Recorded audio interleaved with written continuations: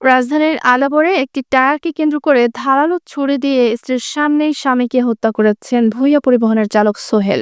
এমনটাই দাবি স্ত্রী কাকুলির। বিস্তারিত জাহিদ হাসান মিশুর প্রতিবেদনে।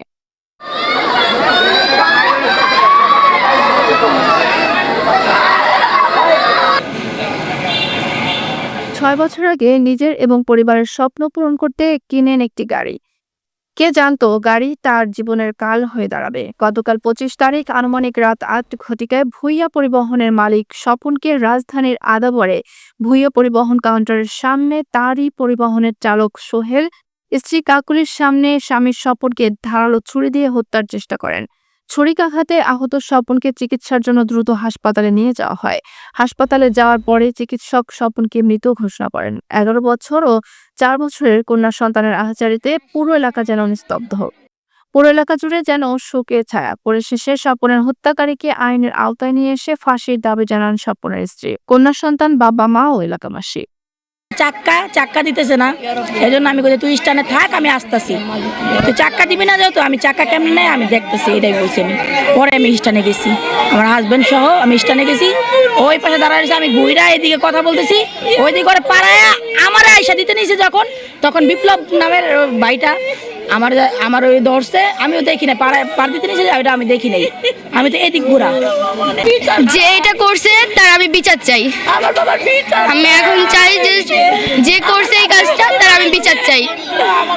আমার ছেলে দয়ালু ভালো লোক ছিল, এত বাচ্চার আমার ছেলের নামে কার সাথে কোনো দণ্ড নাই, সবার সাথে হাসি মুখে সালাম দিয়ে কথা কইছে।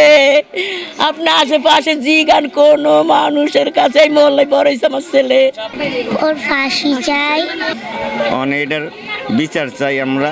এমনি তাজা আমার পোলার মানুষের সামনে মানলো, এটার আপনারা বিচার চাই, ফাঁসি চাই সাংদালপুর। খুব দুষ্টান্তমূলক হিসাবে দেখতেছি, এটা মানার মতো না। যে আমরা স্থানীয় যারা এলাকার লোক আছে এটা মানতে পারছি না, এবং আমরা ড্রাইভার স্টাফের পক্ষ থেকে এটা মানে নেওয়ার মতো না। দীর্ঘদিন থেকে যে স্বপন ভাইকে হত্যা করছে সে ওনার বাসায় ছিল, ওনার গাড়ি চালাইছে অনেক দিন থেকে। উনি একটা স্পেয়ার চাক্কা চুরি করে বিক্রি করার কারণে ওনাকে বলছিল যে চাক্কাটা কই, উনি চাক্কাটা অস্বীকার যাওয়ার কারণে এই হত্যাকাণ্ডটা ঘটে। আর যাতে আমাদের মোহাম্মদপুরে এরকম কোনো অকাজ না হয়, যাতে আমরা ড্রাইভার সব সবাই মিলেমিশে থাকতে পারি, আর এরকম কোনো ড্রাইভার যদি করে তাকে ফাঁসিতে দেওয়া হয়। দেশে প্রতিনিয়ত ঘটছে নানান ঘটনা। গতকাল রাত 8টার দিকে স্ত্রীর সামনে স্বামী স্বপনকে ছুরিকাঘাতে হত্যা করেছেন বলছেন স্ত্রী কাকুলি। এমন দুর্ঘটনা প্রতিনিয়তই ঘটছে। এই ঘটনা থেকে রেহাই চায় এদেশের সাধারণ মানুষ। এই বিষয়ে কিন্তু আদাবর থানায় মামলা দায়ের করা হয়েছে।